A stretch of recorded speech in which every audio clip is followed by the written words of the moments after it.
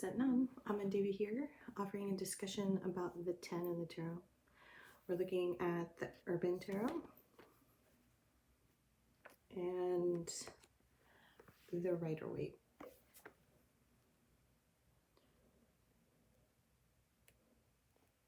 When I think of the 10, we think of 1 to 10, it's almost like this idea of completion, going through the stages. When I sat with the 10, it was like I saw the steps going up to like a building, and yet you still have to go inside. It's like you've learned certain stages in the journey or who you're reading for, and then the court cards come next. So there's still more work to be done. And yet there is an acknowledgement when the 10 presents that something needs to be done, something has changed, needs to change, or will change perhaps. And when we look at the wands, it's about the energetic body, the conditions that have become burdensome. And when the 10 of Wands shows itself in a spread, it's like choice, change, clean it up. Where has the person you're reading for, where have you been planted? And what do you need to release in your energetic body? What do you need to clean, clear, and adjust? Clear, cut, and change. And it's really up to you to take that grounded step to see and make that effort. In the Urban Tarot, it's about what's been oppressed. So in IFS, they talk about legacy burdens, or maybe it's generational curses that you may be breaking a cycle, or it's an opportunity to break a cycle. When the 10 of Wands presents itself, it's kind of like, what can we no longer carry? When bogged down by the burdens energetically, can't see the bigger picture, there's no room for growth, no room to receive or see clearly, because it's only through the lens of the burdens. And are those burdens cast down? Do you need to continue to carry them on? Choice, change, and clear.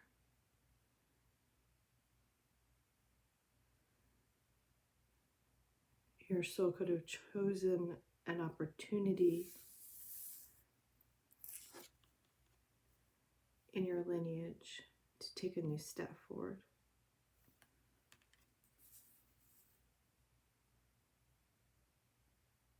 The 10 of Swords, to me, swords are about communication, thoughts. And in the 10 of Swords, it's about finally surrendering.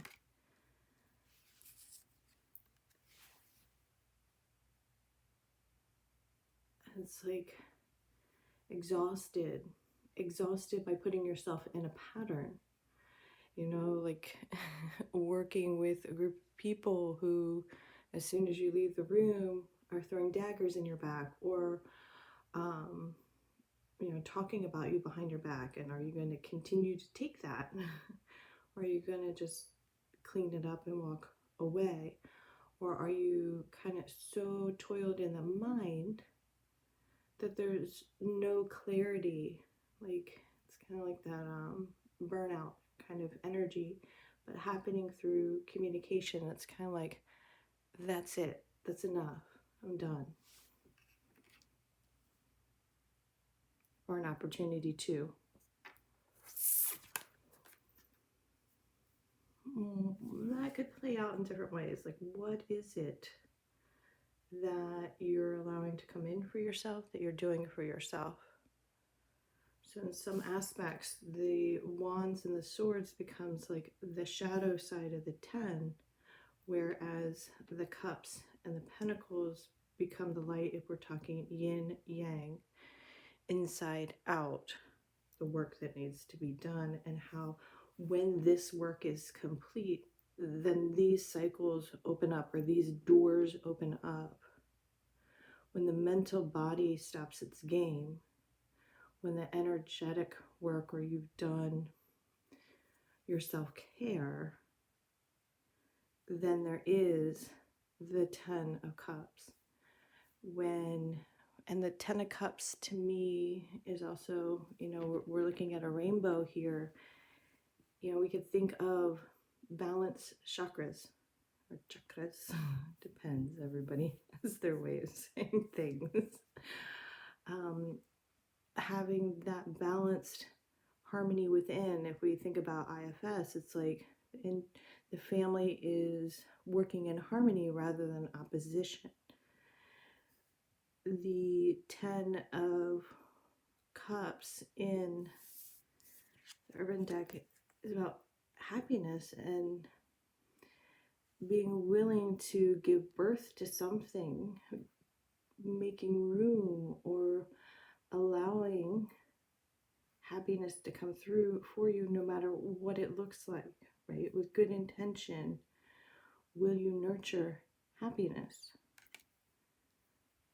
To me, in the writer Waite, it's about honoring what comes in from above on this planet. And a rainbow doesn't come out until it rains, it storms. So this is like the storm, and this is the light,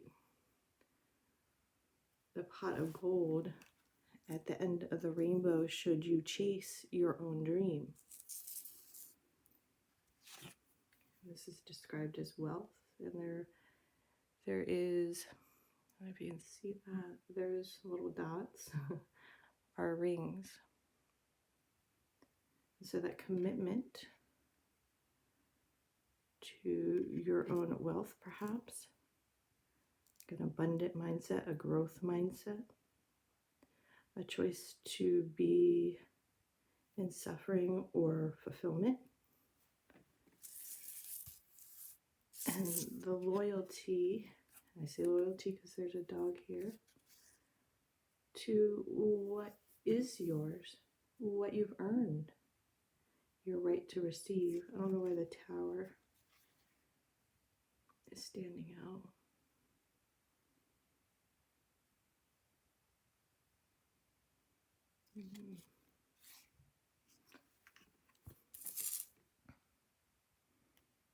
Perhaps look for a tower moment if not built on solid grounds. True intention.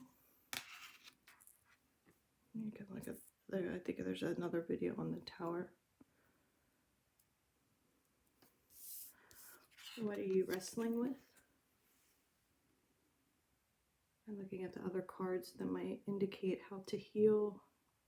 It's like this autocorrect versus autopilot. And with the balloons, this delicate care.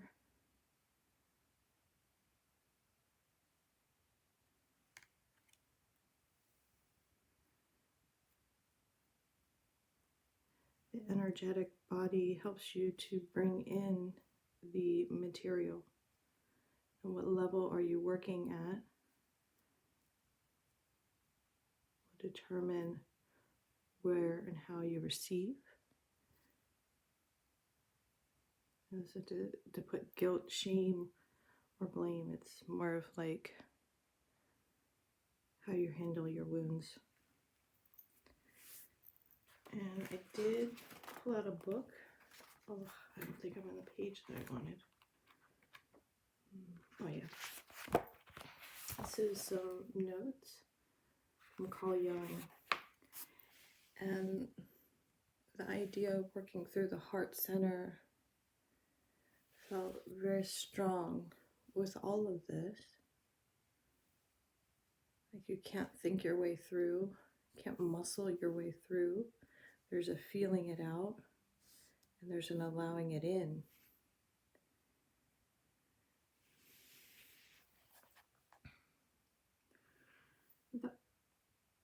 The heart is always characteristic of feeling, because feeling conditions influence the heart. Everywhere in the world, feelings are associated with the heart. If you have no feelings, you have no heart. If you have no courage, you have no heart. Because courage is a definite feeling condition. And you say, take it to heart, or you learn something by heart, you learn it. Of course, by the head, you won't keep it in mind unless you take it to heart. Only if you learn a thing by heart will you really get it. In other words, if it's not associated with the heart, with feelings, if it has not sunk into your body until it reaches the heart center, it simply flies away. It must be associated with the lower center in order to keep it. So this is about working with the energies, yoga, and the chakras. And when we get to the heart center, it's really about letting it come in. And it continues. When man has reached that level in civilization or in his individual development, one could say he has heart. There he gets the first thinking of power and sustainability. Sorry, some words, some days I can read and write numbers and think and type and add, and some days I can't. The real existence, so like really bringing it in from the inside out. And I think it's important too to consider, if we continue on, values, conditions, and ideas, and that being part of your purpose of the journey if we go through the stages of 1 through 10. And it's like you'll keep reverting back until this cycle is closed out, and it's almost like the final straw then brings in this other energy of the 10 of Cups and the 10 of Pentacles. It's just standing out again.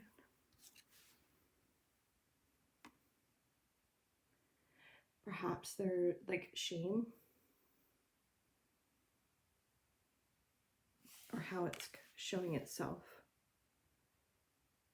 And I think when we think about legacy burdens, generational curses, the way we think and the way the energetic body and the mental body kind of plague us into oppression isn't necessarily our fault, rather a cycle that we've been born into. And we can make the choice to clean it up and receive regardless of circumstances. There are so many who have broken the mold, and will you be that for yourself?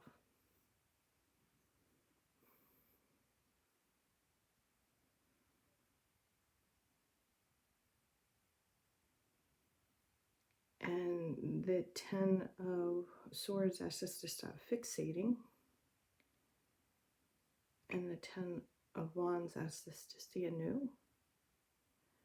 The 10 of Cups asks us to feel anew. And the 10 of Pentacles says, here it is.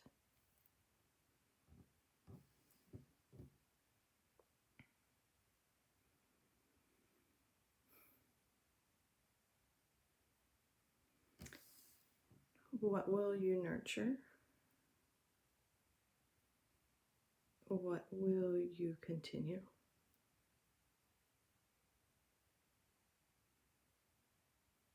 Okay, I do hope this served well. Thank you for your patience, listening, liking, sharing, and subscribing.